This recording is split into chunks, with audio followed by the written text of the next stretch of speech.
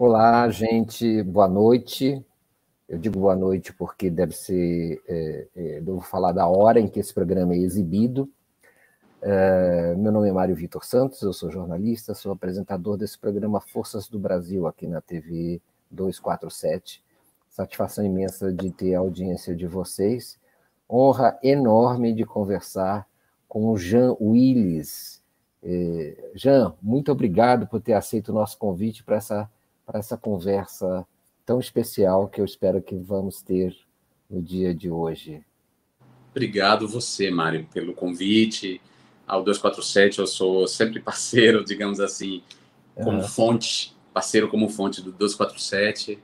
Boa noite aos seus internautas, seguidores, colaboradores, audiência, sei lá que nome a gente dá agora para as pessoas que consomem o conteúdo digital, né? Mas boa noite a todas as pessoas que nos acompanham. Obrigado. Eu vou fazer uma rápida apresentação do Jean Willis e aqui vai. O Jean Willis, no momento, ele vai me corrigir sempre, né? Em todas as informações que eu der aqui, ele vai me corrigindo. Mas eu vou falando aquilo que eu tenho como informação. Hoje em dia, ele é doutorando no departamento de Ciências Políticas, ele é da área de Ciências Políticas na Faculdade de Direito e Ciências Políticas da Universidade de Barcelona, não é? Na Catalunha, na Espanha. E também ele é pesquisador da Open Society e professor visitante do Afro Latin American Research Institute, do Hutchins Center da Universidade de Harvard, lá já no outro lado do mundo, nos Estados Unidos. Ele é mestre em Letras e Linguística pelo Instituto de Letras da Sacrosanta Universidade da Bahia. E autor de, até agora, 5 livros. Me corrija se eu estiver errado já. Sendo o mais recente, O Que Será, que saiu em 2019 pela editora Objetiva. Ele é jornalista, e não só jornalista, jornalista premiado, e escreveu dezenas de artigos para os mais importantes jornais e revistas do país. É um ativista de direitos humanos com prestígio internacional, em especial na área dos direitos das pessoas LGBTQ. Ele exerceu 2 mandatos consecutivos como deputado federal, né? Isso não é pouca coisa, não. E antes de iniciar o terceiro, ameaças de morte à sua família o obrigaram a se afastar do país, sair do país. Alguns podem classificar isso como um exílio mesmo, né? Um autoexílio ou um exílio forçado. Ganhou prêmios internacionais por sua atuação intelectual e política e já figurou na lista das 50 pessoas que mais defendem a diversidade no mundo. Entre essa lista, com certeza, alguns prêmios Nobel da Paz. Já proferiu conferências nas mais importantes universidades do planeta. Há pelo menos 2 anos se dedica à pesquisa sobre relações entre o fenômeno da desinformação programada e dirigida, o contágio pelas fake news e a ascensão de governos, partidos ou personalidades autoritários. Se dedica também às artes visuais, como nova forma de expressão na esfera pública e de ampliação de imaginários e sensibilidades, misturando e combinando técnicas analógicas conhecidas para exposição em plataformas digitais. Claro, toda a biografia é uma perversão, uma violação, não é? E para algumas pessoas, até a mera exposição desses dados, mesmo que eles sejam verdadeiros, já constitui uma certa situação, como a gente pode falar, não sei como dizer, mas uma certa situação constrangedora, eu diria. Constrangedora. Assim, aquela coisa assim, meu Deus, eu tenho que me submeter a isso? Mário, eu sempre fico sem graça, cara. Sempre que as pessoas vão me apresentar em conferências e lê esse currículo e tal, eu fico sem graça, porque Bom, ao mesmo tempo é a minha história, mas também parece autoelogio, parece cabotino, essa coisa. E é estranho você ficar ouvindo isso, né? Enfim. Na sua presença, né? Na presença, exatamente. Porque, em geral, a gente distribui, ou quando você escreve um artigo, sei lá, o artigo bota lá o que é que você faz, na orelha do livro tal que você fez, mas dizer na frente é uma coisa meio estranha. Mas... Parece um pouco assim, a gente fica parado esperando que digam o nosso currículo, a gente fica testemunhando aquela coisa a nosso respeito, que é estranho, não é? Mas, enfim, está feito, e isso, a gente tem que abrir mão dessa nossa coisa em respeito a quem não sabe, não é? E quem não tem esses dados, e quem quer entrar na conversa de algum jeito, isso é um facilitador, acaba sendo uma coisa de respeito à plateia e ao público, né? A gente espera que seja assim, a nosso benefício. Sim. Jean, bom, de novo, muito obrigado, uma honra mesmo poder conversar com você, um prestígio para nós ter você aqui. E eu queria te dizer o seguinte, você acabou, se não me engano, agora, acabamos de saber que você venceu uma ação contra o Olavo de Carvalho. Acabou de sair uma sentença, pelo menos a divulgação dela. É isso mesmo? Pode falar alguma coisa a esse respeito?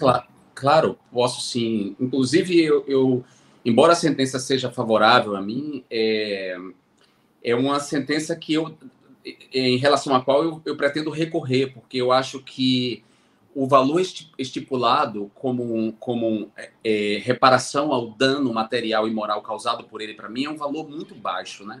Acho que essa decisão ela está impregnada de uma certa homofobia institucional, em que a reputação e a honra de um homem gay, de um intelectual público gay, parece não valer tanto quanto a honra de uma figura pública heterossexual, né? Para você ter uma ideia, a difamação de Olavo contra Caetano Veloso, o juiz pediu 1 milhão de reparação de danos morais e materiais, né?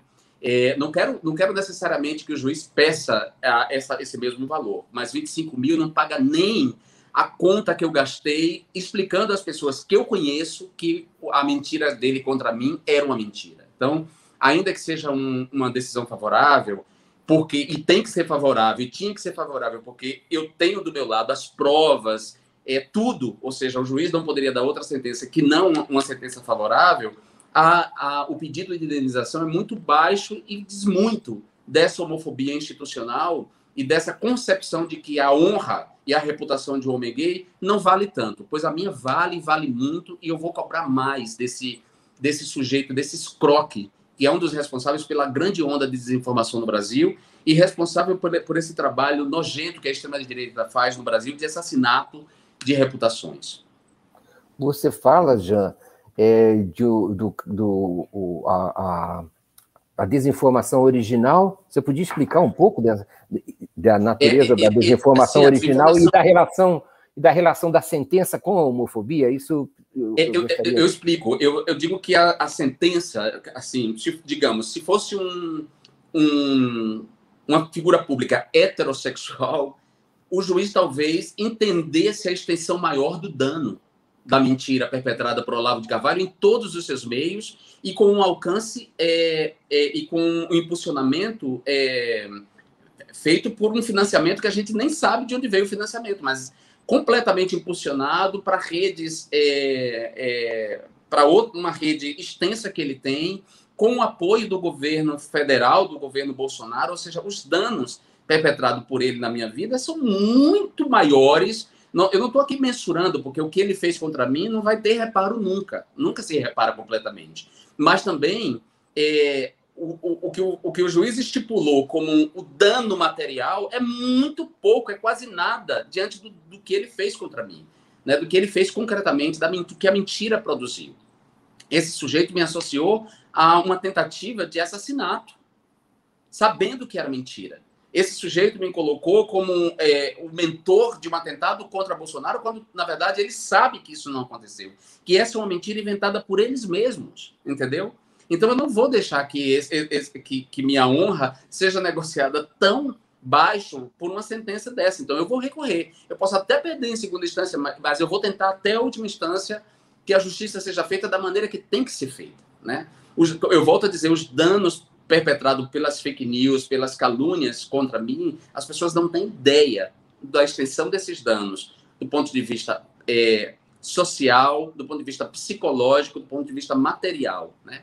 Eu deixei para trás uma vida, eu tive que deixar para trás uma vida, um mandato para o qual eu fui eleito democraticamente. E, inclusive, quase não fui eleito justamente por causa da atuação dessa rede criminosa, agora tratada devidamente como uma rede criminosa, inclusive com pedido de investigação do ministro Alexandre de Moraes em relação a quase toda a bancada de deputados que se elegeu com base nas mentiras contra mim, né, envolvendo aí os 3 filhos do presidente da República e o próprio presidente da República, ou seja, uma organização criminosa de assassinato de reputação e de divulgação de mentiras que quase me impede de ser reeleito em 2018, mas ainda assim eu fui reeleito, e que depois me impediu de tirar o mandato porque eles colocaram a minha vida em risco na medida em que me transformaram no inimigo público que poderia ser alvejado em qualquer lugar do Brasil.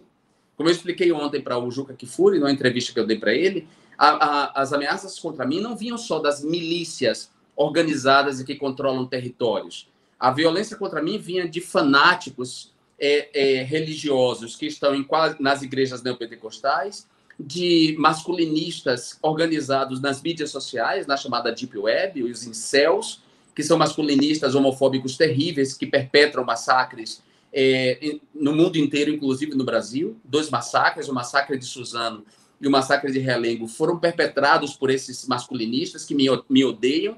Ou seja, essas pessoas me obrigaram a sair do meu país, a deixar minha vida de lado, a me tornar um imigrante na outra parte do mundo, né? A abandonar toda a minha família, os meus amigos que eu amo, para agora vir uma reparação desse nível. Não, essa reparação chega a ser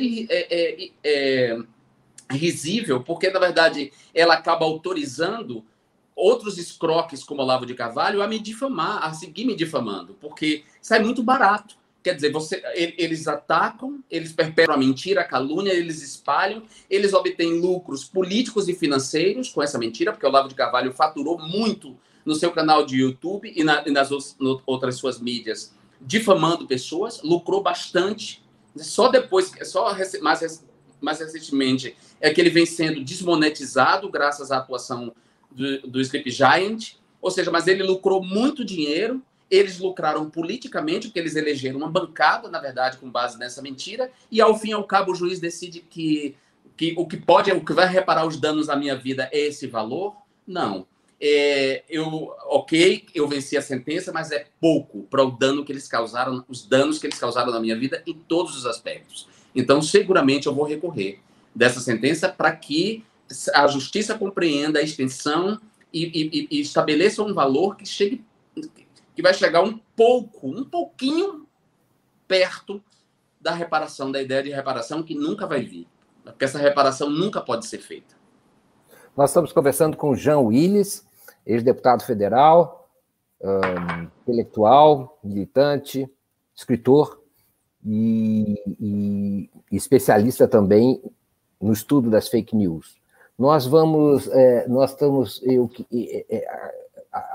falando a respeito de uma sentença que acabou de ser divulgada, coisa de 3, 4 horas atrás, em que o terraplanista Olavo de Carvalho foi condenado a pagar a irrisória quantia de R$25 mil como reparação a calúnias que ele divulgou a respeito do Jean Willis, associando mentirosamente, caluniosamente, a alguma coisa ligada ao atentado, ao ataque contra o Jair Bolsonaro durante a campanha eleitoral de 2018. Jean, eu queria que você falasse um pouco mais disso. Nós não vamos mudar de assunto, não. Eu quero que você fale mais disso. Você disse várias coisas aí em sua fala que são muito relevantes. Uma delas que você disse é que, bom, eu queria que você estabelecesse o vínculo, o nexo desse processo com o seu exílio e com o atentado. Bom, qual é o nexo que existe aí?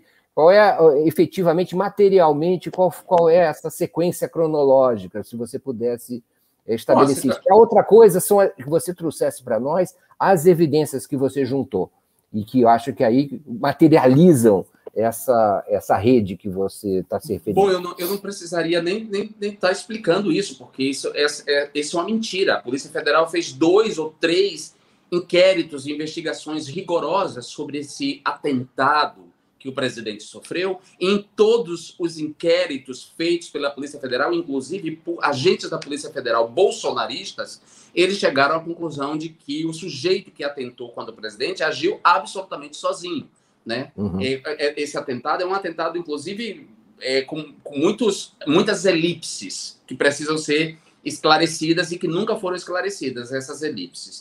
Entretanto, todos os inquéritos comprovaram que esse sujeito agiu sozinho. Nesse momento, antes de rolar isso, Olavo de Carvalho já era o mentor de um conjunto de grupos de extrema-direita que se especializaram no assassinato de reputações e no ataque, no assédio a pessoas de esquerda, em especial os petistas. Ou seja, um desses grupos é o MBL, por exemplo, que agora tenta se lavar, tenta se limpar do seu passado e se recolocar no mercado eleitoral, mas um desses grupos é o MBL, mas há outros grupos, como Vem Pra Rua, Na Rua, Rio de Nojeira e outros tantos grupos de extrema-direita, dos quais emergiram esses deputados de extrema-direita que hoje ocupam cadeiras da Câmara dos Deputados.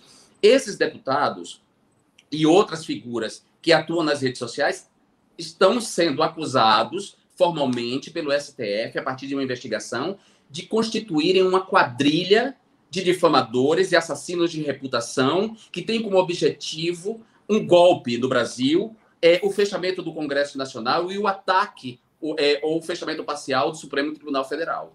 Isso não sou eu que estou dizendo, é o ministro Alexandre de Moraes. Olavo de Carvalho não perpetrou só essa mentira contra mim, que foi perpetrada por outras figuras ligadas a ele que constituem essa quadrilha, né? Como, por exemplo, um senador bolsonarista, que eu não vou citar o nome dele, que ele não merece citar, mas quem quiser pode depois procurar. Há um processo também contra ele, eu já venci em primeira instância. Há um empresário, que também citado no inquérito, na investigação do STF, um empresário em relação ao qual eu também já venci na justiça. Ou seja, Olavo de Carvalho me difama, não me difamou só em relação a essa questão. Ele vem me difamando há muito tempo, com mentiras que me associam, por exemplo, à pedofilia, que foi a mesma mentira que ele perpetrou contra Caetano Veloso, por exemplo, né? E Caetano moveu um processo contra ele e venceu na justiça também. Ou seja, essas são as evidências. Contra fatos não há argumentos. Contra fatos só pode haver mentira, que é o que esses sujeitos falam. Então, essa é a cronologia. Eles me acusaram de ter ligação, de que eu teria ligação com esse atentado. Essa insistência, inclusive, nessa mentira, ela mesma já é um sintoma, ela é um indício, inclusive, de que a Polícia Federal deveria abrir uma investigação séria em relação a quem faz essa acusação, né? Porque essa acusação é infundada, ela não tem nenhum sentido, ela não tem prova, mas ela segue como uma mentira que circula nas mídias sociais. Com que objetivo, né? Quem, na verdade, lucrou com esse atentado? Quem continua lucrando com esse atentado mesmo? Quem obteve ganhos políticos e financeiros com esse atentado? Não foi a esquerda, não foi o PT, não foi nenhum partido de esquerda. Entretanto, essas pessoas seguem inventando, perpetrando, insistindo nessa mentira nas redes sociais. Aliás, o presidente da República, no auge da crise aí aguda da enfermidade, da estranha enfermidade que ele tem, enquanto ele estava sendo operado, seguramente o filho dele deve ter assumido as redes sociais, e mais uma vez o filho dele voltou a essa mentira. E olha que coisa curiosa, né? Como eles são bem tratados pela imprensa. A Carta Capital, em vez de dizer que é uma revista que eu colaboro, que eu respeito e tal, fez a seguinte chamada no Twitter: Bolsonaro, doente, volta a citar PSOL e PT em relação ao atentado. Quer dizer, isso, na verdade, isso não é dessa maneira que se diz isso. Bolsonaro volta a mentir em relação ao atentado no momento da sua crise, sei lá, da sua internação hospitalar. E veja como Anselmo Góes foi cavalheiro, decente com o Olavo de Carvalho, chamou ele de terraplanista, quando, na verdade, ele é um criminoso, né? Criminoso, difamador, mentiroso, compulsivo. É assim que essa gente tem que ser tratada, porque enquanto a imprensa chama ele de terraplanista, vai, de alguma forma, edulcorando a imagem, né? Naturalizando a imagem de criminosos que se especializam em assassinar reputações de pessoas, em acabar com a vida de pessoas. É isso. Então, criminosos têm que ser chamados como criminosos. No fundo, é uma operação retórica que transforma um criminoso em uma pessoa pitoresca, parte do cenário, não é? Sim, e minimiza a gravidade do crime dessas pessoas. Né? As pessoas não... eu acho que só uma parte das mulheres que foram... Uma parte das mulheres que foram vítimas desse tipo de crime de exposição nas redes sociais, só figuras como Manuela Dávila, que sabe a extensão desse tipo de violência na vida dela. A Patrícia Campos Melo, recentemente, teve um vislumbre do que é isso. O Felipe Neto, recentemente, tem uma ideia do que é essa violência, esse tipo de violência política. Você ser acusado de uma mentira, você ser assediado de maneira orquestrada nas mídias sociais e essa mentira colocar você em insegurança e em vulnerabilidade nos espaços físicos, nos espaços analógicos. Isso é uma forma de tortura, uma tortura terrível, psicológica. Então, a imprensa ficar tratando essas figuras criminosas que perpetram esses crimes como terraplanistas, né, polêmico, o polêmico Olavo de Carvalho. Polêmico é o caralho. É o caralho. O Olavo de Carvalho é um criminoso. Então, polêmico não. Polêmico sou eu. Polêmico é Cazuza, não Olavo de Carvalho. Desculpe o palavrão no seu programa, mas, sinceramente, é porque me indigna esse tipo de comportamento por parte da imprensa em relação a esses criminosos. Muito bom, Jean. O que eu queria te perguntar agora é o seguinte... Desculpe o excesso, Mário. Desculpe o excesso, mas é porque... não sei se você entende, mas esse processo de revitimização, que é uma coisa... Você obrigar uma vítima de tortura a contar o que ela viveu, obrigar uma mulher estuprada a contar o que ela viveu, a gente vive tudo de novo, sabe? Então, assim, o sentimento de injustiça, a raiva, ela volta de uma maneira que a gente não controla. Então, eu peço até desculpa pelo excesso, mas é porque quando eu lembro do que eu vivi, da maneira como eu vivi no Brasil, escoltado com segurança, em cárcere privado, ameaçado em todo lugar, atacado, difamado, me dá uma revolta dessa injustiça tão grande que é impossível controlar e falar disso serenamente, sabe? Como uma pessoa altruísta. Eu sou uma pessoa boa e decente, mas eu também sinto raiva. Jean, muito bom. Outra coisa que eu queria te perguntar é o seguinte, é muito importante esse seu depoimento e acho que ele nunca é suficiente. Desculpe se também eu insisto nessa espécie de testemunho para quem nunca viveu uma situação parecida com essa, como a grande maioria de nós. Então, também é uma espécie de busca de um testemunho de quem viveu em contato ou foi afetado por esse esgoto. Nem todo mundo é obrigado a visitar o esgoto ou a ser assediado pelo esgoto. Então, mas também contando que muitas vezes a gente pode, vamos dizer assim, de alguma maneira, elaborar essas coisas e tudo. Eu imagino, e não posso imaginar, ao mesmo tempo que digo que imagino, a solidão que uma pessoa nessas condições vive. Eu não posso nem... Não tem palavras que eu descrevi. Olha que eu já escrevi um livro, o que será... Nos últimos capítulos eu trato desse processo, dessa violência. Há um documentário no Globoplay, que esse documentário foi lançado em 2015, antes do golpe de 2016. Esse documentário chama-se Entre os Homens de Bem, e é um documentário feito a partir de uma equipe de documentaristas, o Carlos Juliano e o Caio Cavenchini. Eles acompanharam 3 anos do meu mandato, fazendo o que se chama de cinema direto, né? Documentário em cinema direto, que é você acompanhar alguém com uma câmera e tal. E esse documentário, que não foi feito não é uma propaganda, ele é um documentário mesmo.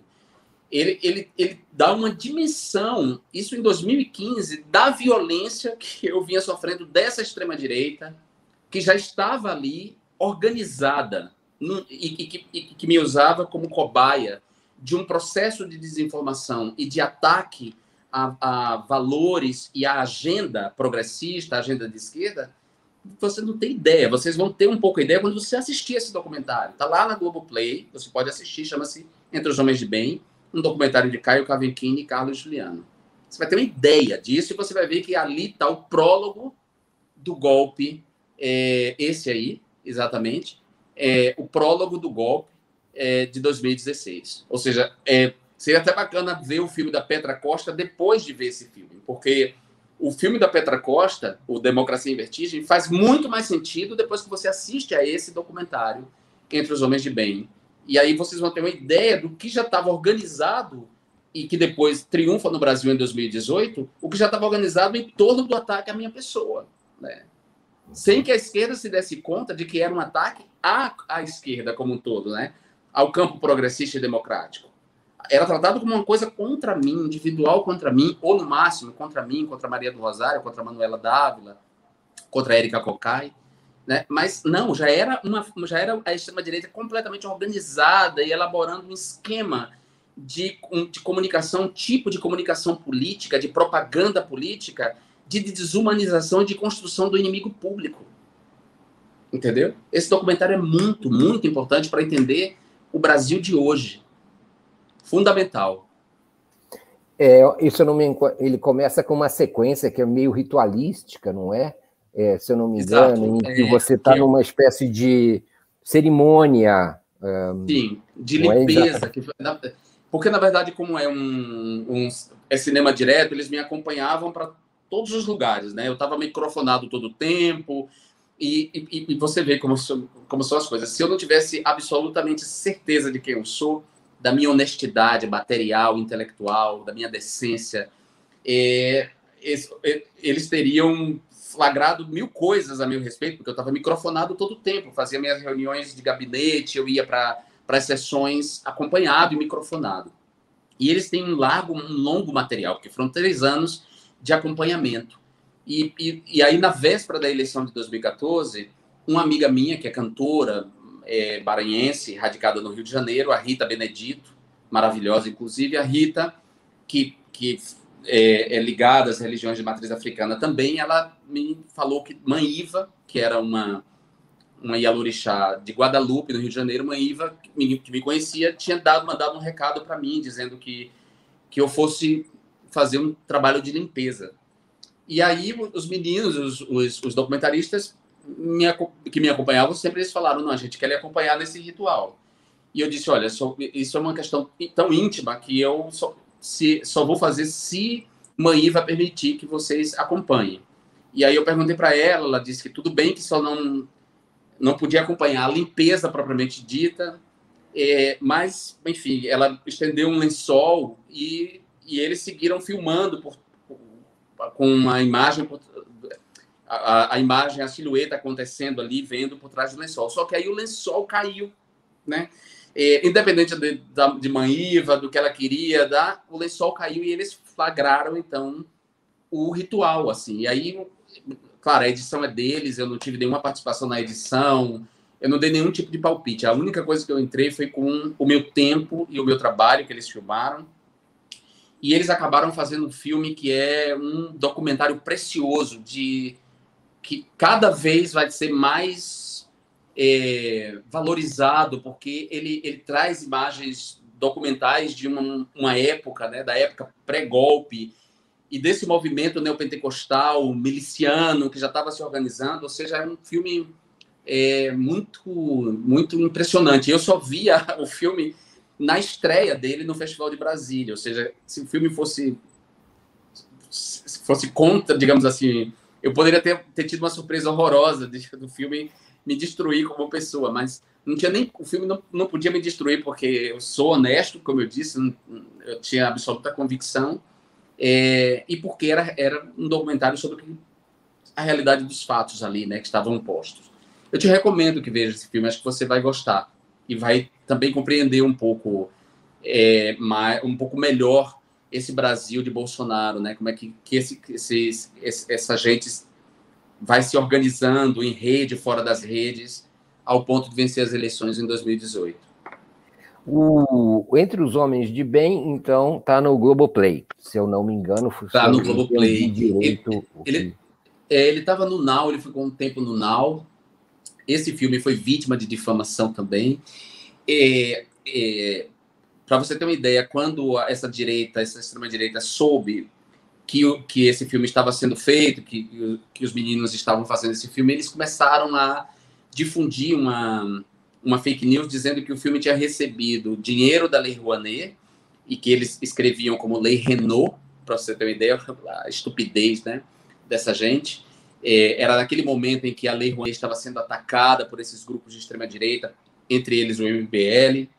Os artistas de esquerda estavam sendo atacados, figuras como Chico Buarque. Foi o período em que eles atacaram a exposição Queer Museu, que a princípio era financiada pelo Santander, e o Santander retirou o financiamento por causa dessas mentiras. Então eles disseram que eu estava fazendo um filme em que Jesus era gay e que esse filme tinha recebido verba da Lei Rouanet.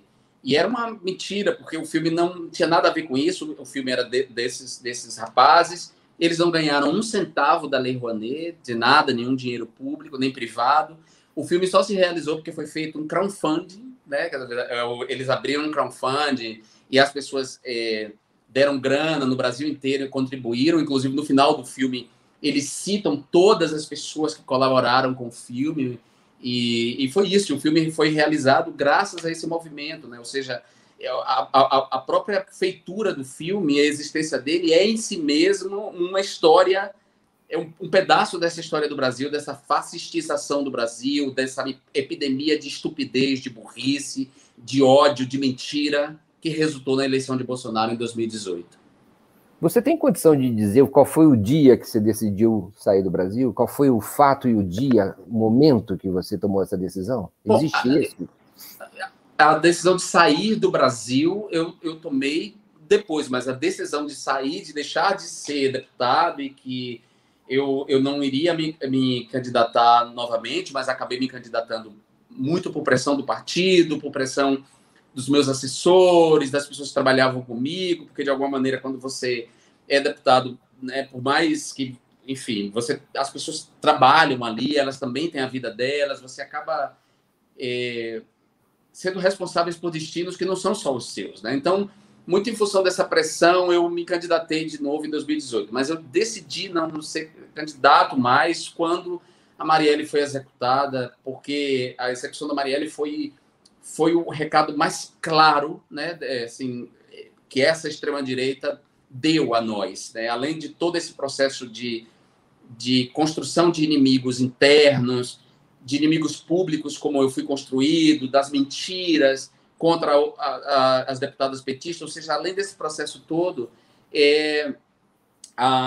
essa extrema-direita executou a Marielle Franco com requintes né, além da barbaridade, com uma precisão como dizer, me faltam palavras. Eles foram minuciosos, eles foram profissionais, foram absolutamente um crime político, pensado, organizado, feito para produzir um certo efeito no país, nas esquerdas, né? É isso. E, ao mesmo tempo, a escolha dela tinha a ver com esses preconceitos todos dessa extrema-direita, o fato dela ser mulher, dela ser preta, dela ser favelada, dela ser uma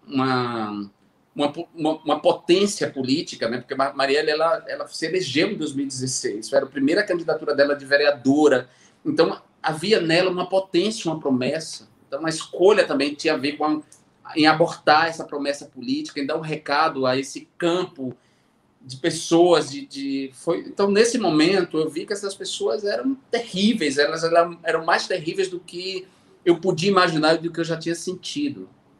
E aí, depois, quando eu me elegi, que foi uma campanha dificílima, porque é uma campanha em que eu tive que... horrível, Mário, desculpa, isso me causa tanto mal-estar, mas uma campanha em que eu tive que não podia sair nas ruas, tinha zonas verdes, amarelas e vermelhas mapeadas pela polícia, onde eu podia ir, onde não podia ir. Eu estava com um profundo sentimento de tristeza, de quase depressão, horrível. Eu emagreci muito. Foi uma campanha horrível sob essa onda de ódio, de violência que o país estava experimentando, esse transe maléfico que o país entrou em 2018, naquele Rio de Janeiro, onde as milícias dominavam bom, enfim. Quando, enfim, eu me elegi, eu tomei a decisão de que eu não podia continuar porque eu morreria e eu não queria morrer. Não queria morrer, não queria ser mártir. As lutas para as quais eu me dedico só fariam sentido se eu estivesse vivo, se eu continuasse vivo. A esquerda não precisava de mais uma pessoa morta, né? Já tinham muitas mortas, já uma longa lista de pessoas assassinadas, cujos mandantes nunca são descobertos, nunca são punidos de verdade. A justiça demora muito. De Chico Mendes a Marielle Franco, eu não queria ser mais um nessa lista. Então, eu decidi sair do país, fiz todas as denúncias que eu tinha que fazer, as providências não foram tomadas.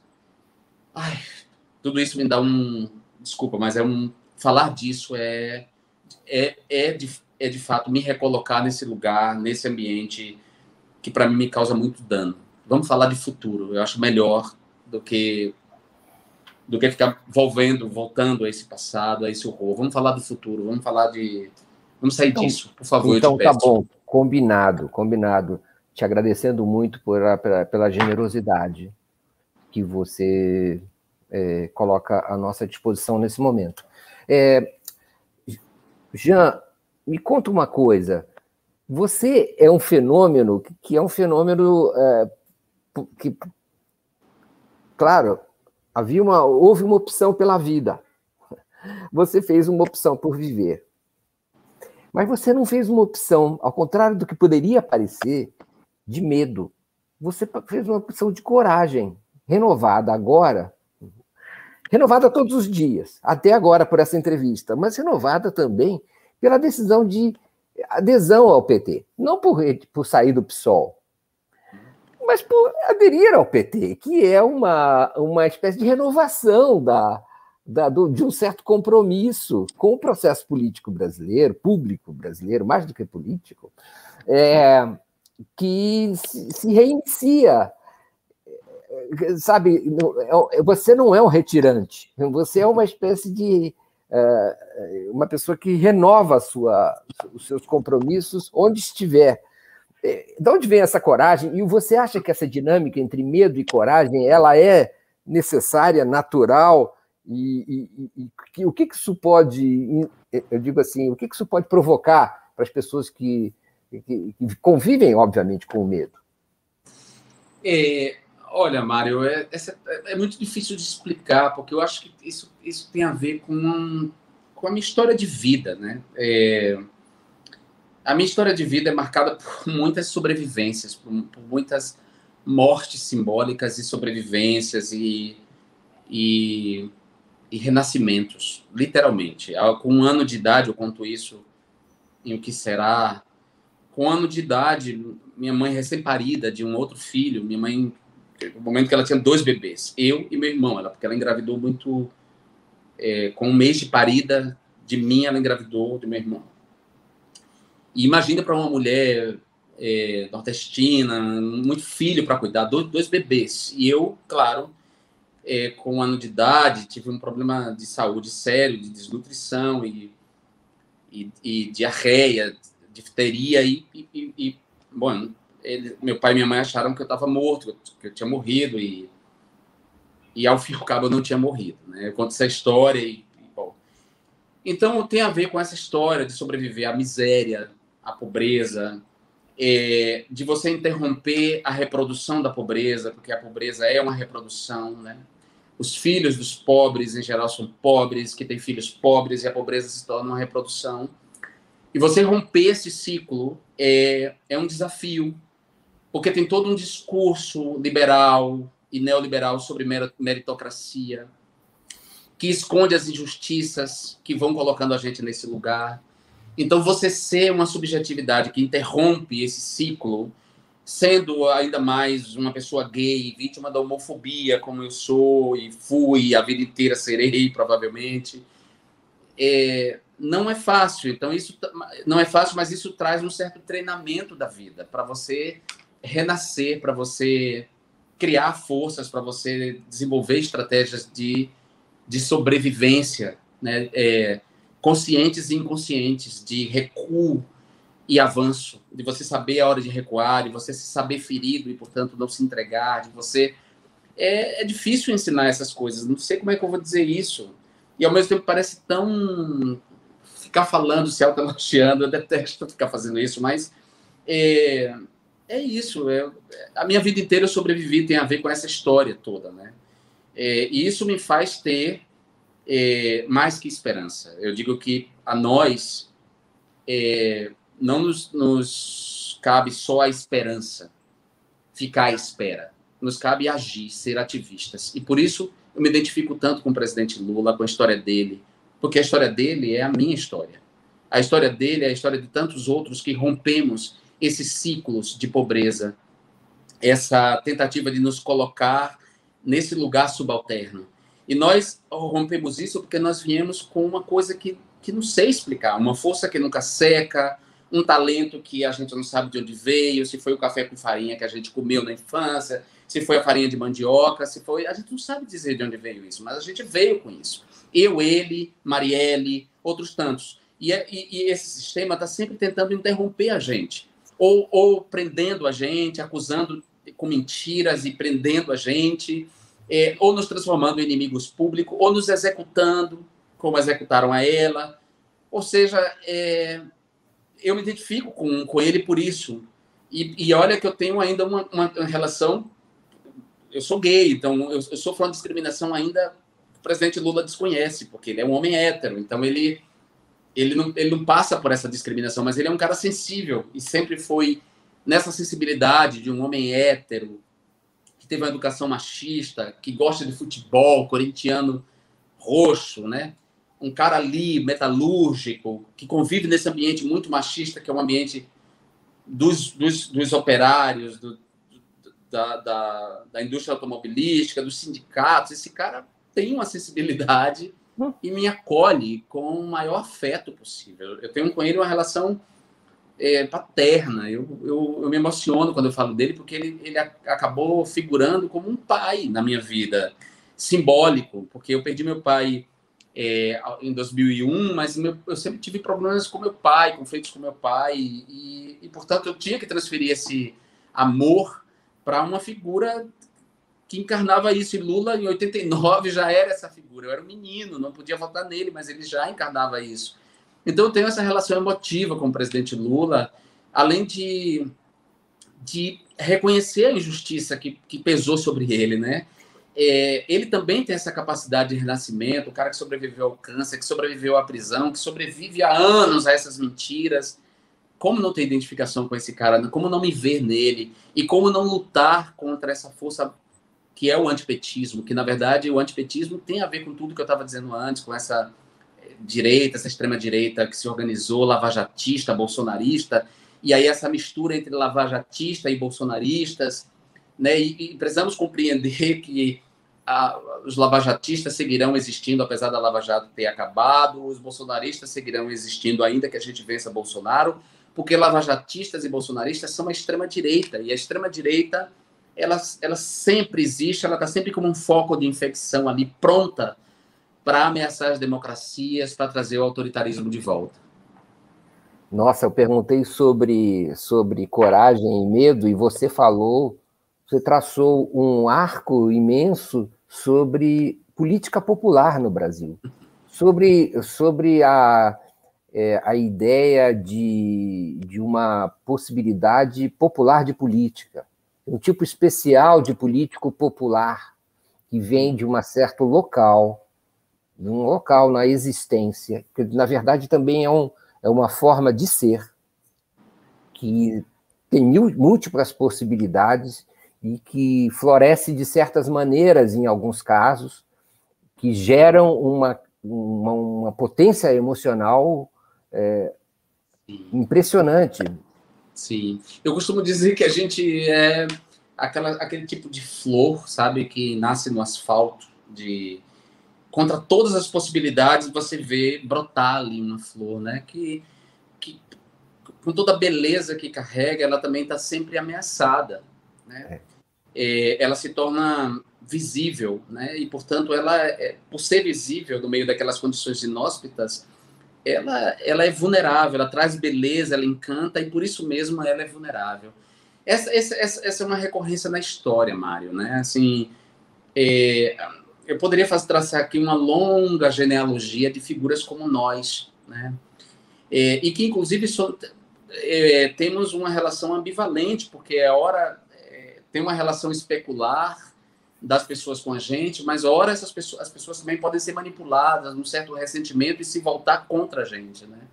Foi um pouco o que aconteceu com Lula, que sai da presidência com 89% de aprovação e depois, graças ao processo de desinformação, de mentira, de manipulação, do ressentimento, do medo das pessoas, passa a ser tratado como um ladrão, né?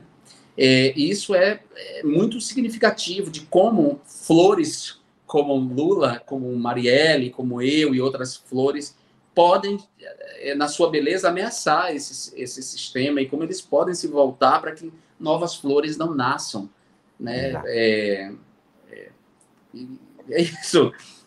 É difícil falar disso, assim, porque é falar de mim, é falar do meu testemunho, mas é me colocar nesse lugar, mas é o que eu posso dizer. Eu não... Você fala, e eu acrescentaria também um outro nome que você já citou, que é o de Chico Mendes, não é? Que também vem de uma certa extração semelhante e com com a excitação de certas sensibilidades, de uma possibilidade de uma espécie de quase, como é que eu posso dizer, uma consciência, mas também pós-consciência, para além da consciência, que é muito interessante, muito frutífera, muito realmente rica, não é? E fértil, a palavra que eu queria dizer, muito fértil. Agora, que tem um lado de drama, de tragédia e de danação, como se assim, por que eu nasci desse jeito nesse corpo e nessa confluência de forças que me obrigam a ser desse jeito e quase que eu não consigo me livrar dessa situação que me coube. É isso, é um pouco isso, assim, às vezes eu sou um cara muito dos mistérios e da filosofia, eu gosto muito de filosofia, e eu me pergunto sempre sobre eu sou produto das minhas escolhas ou havia questões traçadas que me conduziriam necessariamente a esse lugar, e me pergunto muito sobre a responsabilidade desse lugar, né? Eu citaria uma outra pessoa, a Marina Silva também. Ela também é esse tipo de différance, para citar aqui um termo do Jacques Derrida, do filósofo francês, que usa essa noção de différance. É uma palavra que em francês, se escrita com ou com a, tem a mesma pronúncia. Então ele vai falar dessa figura, dessa coisa que interrompe, que sai, que desvia, que é uma curva, que sai da curva, que brota onde não espera, que chacoalha o sistema, que eu não sei. Mas que não é pacificada com isso, né? Não é inteiramente pacificada com isso. Não é pacificado, porque, bom, é isso. Alguns de nós somos cooptados, né? O sistema coopta. Outros se debatem com o sistema para sempre e vão gerando outras identificações, né? É claro que essa consciência que brota, ela tem a ver com outras figuras que vieram antes de mim, claro, que me libertaram e que é isso, é uma centelha, um fogo que um vai trazendo e acendendo em outros. E vai rolando. Como eu disse, eu tive essa identificação com Lula, então eu não sei em que medida, ao vê-lo em 89, naquela campanha, de alguma maneira não foi ele que me acendeu quiçá não tenha sido ele que me acendeu esse fogo. Ou antes, sei lá, sabe, eu não sei explicar, mas é isso. E uma outra coisa é que, evidentemente, você se recusa à indiferença. Você não consegue ser indiferente, e isso também é uma espécie de desígnio que acaba te perseguindo, não é? Quando você se vê, você está envolvido e você está Não consigo. Não debatendo. consigo. Eu sou um pisciano, Mário. Eu sou um pisciano com ascendência em aquário. Então, era uma pessoa que é... talvez você não goste de astrologia, nem acredite. Peço desculpas aqui às pessoas, aos meus amigos ateus, céticos. Mesmo o estudo do marxismo, do materialismo histórico, mesmo o fato de ser um cara da academia, não me impede de ser uma pessoa ligada a esses mistérios, né? Então, eu gosto muito de astrologia. E o meu mapa astral e o meu signo solar, que é peixes, com o signo ascendente, que é aquário, é uma combinação exatamente do que eu sou, porque eu tenho esse excesso de empatia, que às vezes é uma merda, porque eu carrego problemas que eu não deveria carregar, eu sinto as dores dos outros, eu não consigo... Por exemplo, se eu estiver num bar tomando uma coisa e aparece uma pessoa pedindo, aquilo para mim me pesa, sabe? Eu quero resolver, eu carrego um pouco, tenho esse complexo de Atlas, que tem um pouco de narcisismo, porque também, quem sou eu para achar que eu vou resolver os problemas do mundo? Os problemas do mundo já existiam antes de eu vir para aqui, antes de eu, sabe, de eu cair na placenta da minha mãe como um fruto de uma reprodução, do encontro entre um óvulo e um esperma, ou seja, o mundo já existia com seus problemas. Então, eu não posso também criar a fantasia de que eu vou resolver os problemas do mundo, mas eu não consigo ser indiferente, então combina esse excesso de empatia, de bondade, com a coisa aquariana de estar no futuro, de ser vanguarda, de ser visto como uma pessoa que está na frente, que traz ideias inovadoras e que por isso é odiado por trazer as ideias inovadoras, de pensar um pouco antes. Então, eu fico, né, entre essas duas figuras arquetípicas, né? A figura que tem um excesso de bondade, a figura que está na frente, que pensa lá na frente, traz essa coisa. Então, por exemplo, os nossos mandatos eram mandatos de muita vanguarda, né? Assim, todos os temas que eu trabalhei, do matrimônio igualitário até o debate sobre a água, era muito inovador para aquele momento, e muita gente não entendeu. Inclusive, a difamação foi construída com muita facilidade porque muita gente não compreendia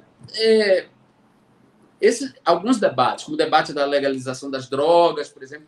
Ou seja, é da minha natureza trazer essas questões e eu não consigo deixar de trazer. E, ao mesmo tempo, eu não tenho nenhuma sedução com a questão da popularidade, né? O fato de eu ter vencido o Big Brother, me tornado uma figura popular, famosa, poderia me colocar com essa preocupação de que eu tenho que ser popular, eu tenho que agradar as pessoas. Tipo, eu não quero agradar ninguém, eu não quero ser popular, eu quero que as pessoas se libertem, que as pessoas pensem. Eu não quero dizer o que as pessoas querem ouvir, eu quero dizer o que elas merecem, têm que ouvir.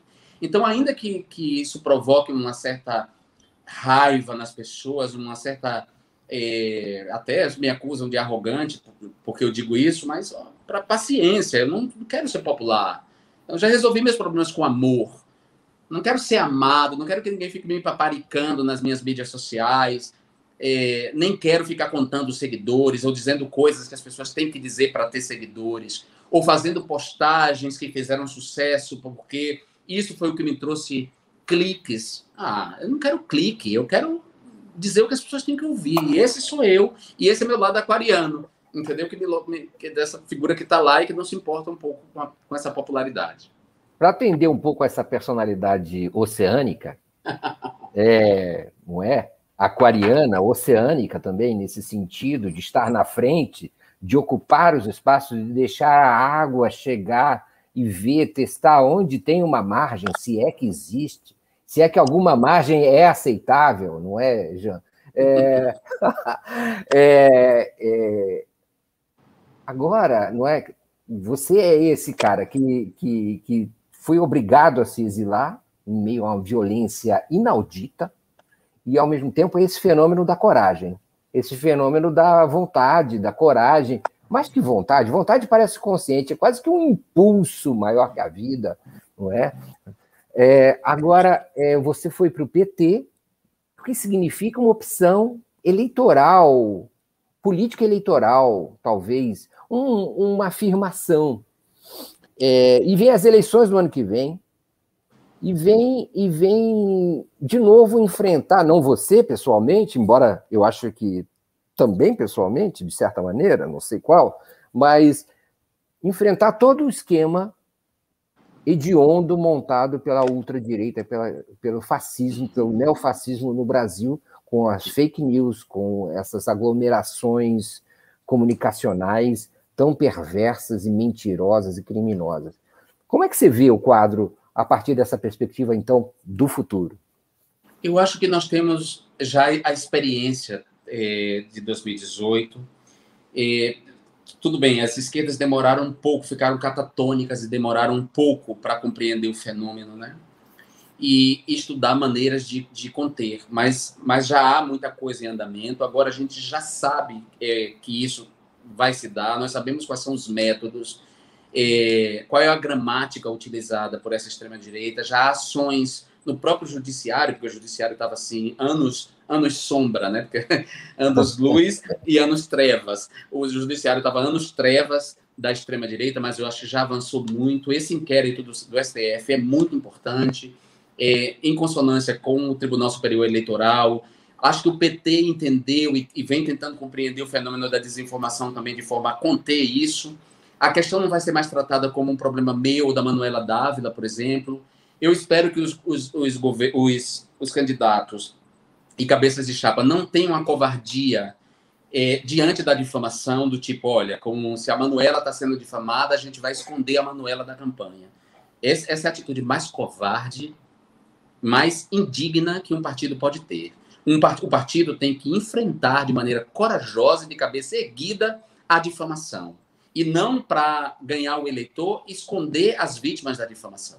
Então, se no primeiro momento o PSOL e o PT agiram dessa maneira, comigo e com a Manuela, eu espero que agora isso não seja, porque a gente já viveu e a gente compreendeu como é isso, e que a gente tem que enfrentar essa difamação. Inclusive, junto a um eleitorado em relação ao qual nós temos que, claro, encontrar a linguagem, mas sem abrir mão do princípio, né? Por exemplo, a comunidade evangélica, nós temos que encontrar a linguagem para falar com ela, mas não abrir mão do princípio, né? Colocar os direitos LGBTs, os direitos de mulheres, a liberdade de crença, a laicidade do Estado na bacia das almas é inadmissível. Nós não podemos fazer isso. Como não podemos também colocar na bacia das almas os direitos ambientais, mesmo que a gente vá dialogar com o agronegócio. Então, assim, não tem como. Então, eu acho que esse entendimento dessa experiência brutal que a gente viveu, eu um pouco antes de todo mundo, talvez por isso eu compreendo o fenômeno muito melhor, falei sobre ele no meu livro anterior, Tempo Bom, Tempo Ruim, que é de 2015, talvez agora a gente possa, nessa campanha de 2022, enfrentar isso de maneira melhor e seja menos danoso do que foi a campanha de 2018. Talvez as pessoas estarão mais juntas, não será uma questão isolada, será uma questão de compreensão de todos os partidos de esquerda de que esse fenômeno existe e que, portanto, como campo democrático, como frente, nós temos que enfrentar isso. Meu querido, eu tenho porque eu tenho logo depois uma outra conversa, tá. E aí eu não vou poder ficar mais que uma hora. Às 10 horas eu tenho que entrar no outro streaming. Bom, entendi. Claro, a gente tinha marcado 1h30, mas tudo bem. Vamos tentar abreviar, então. Jura que vocês marcaram? A Noêmia marcou 2 coisas para mim. Essa, e logo depois eu entro para gravar uma outra, às 10 horas. Mas sem problema. E aí a gente pode marcar até um outro dia, uma outra conversa, porque o papo claro. Tá tão bacana. Mas, infelizmente, eu não posso faltar lá no outro. Tá legal. Eu não sei se você ainda tem algum tempo, você pode ir uma última pergunta ou se. Tem 1 minuto, vamos. Eu vou entrar 2 minutos atrasados no outro. Tá legal. Não, era só. Era uma pergunta que realmente necessitava de uma resposta um pouco mais. Já entrava no terreno do jornalismo e das fake news mesmo, do seu estudo, não é? Todo o seu trabalho, da elaboração que você vem fazendo, e eu acho que existe uma certa... É preciso tomar cuidado com essa sua opinião a respeito de se as identidades não serão sacrificadas de novo na eleição do ano que vem. Não é uma garantia de que elas estarão de que essa vacina foi, digamos assim, gerou a imunidade necessária para o debate que vem por aí.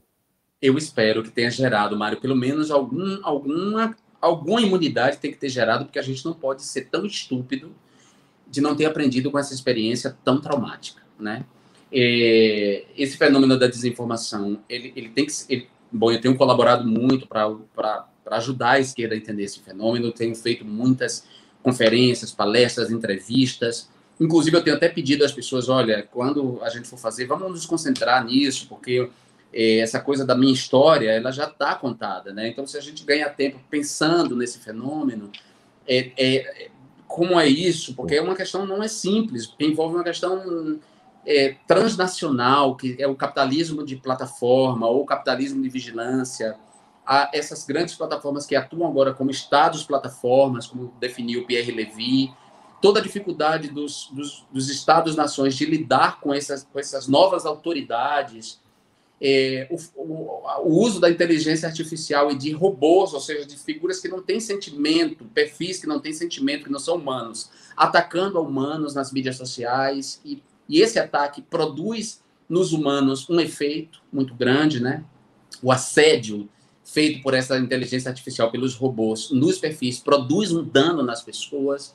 Então é preciso compreender isso para a gente pensar as saídas, né? As estratégias de saída. A gente ainda está uma batalha que bom, está longe da gente vencer, mas pelo menos compreender isso já é um bom caminho. A gente pode marcar depois uma outra entrevista para falar só disso, porque a gente já venceu essa etapa de compreender o Brasil. Eu quero recomendar às pessoas que leiam os meus 2 últimos livros. Se vocês lerem os 2 últimos livros, Tempo Bom, Tempo Ruim, publicado em 2015, e lerem o que será publicado em 2019, vocês vão ver a atualidade e como eles são premonitórios do que ia acontecer no Brasil. Inclusive, com todas as letras, eu digo da possibilidade, em 2015, Bolsonaro ser presidente da República, ou seja, um alerta que em 2015 eu fiz claramente. Se você pegar os textos que eu publiquei no blog do UOL em 2019, todos os textos que eu publiquei, parece que eu publiquei hoje, porque a atualidade deles, a maneira como eu analiso esse governo, tem a ver com esse acúmulo de conhecimento de todos os anos que eu vivi em relação a essa extrema-direita. Na relação com essa extrema-direita. Maravilha, chegamos ao final da conversa potente com Jean Willis, diretamente de Barcelona, nesse Forças do Brasil. Foi uma honra, Jean, uma honra poder ter você aqui. Muito obrigado por ter aceito o nosso convite. Pessoal, muito obrigado pela audiência. Até a próxima, já está comprometida. Logo, logo, Jean Willis volta para continuar essa conversa. Um grande abraço a todos. Tchau, Jean. Beijo a todos vocês. Tchau, Mário. Um abraço. Tchau, tchau.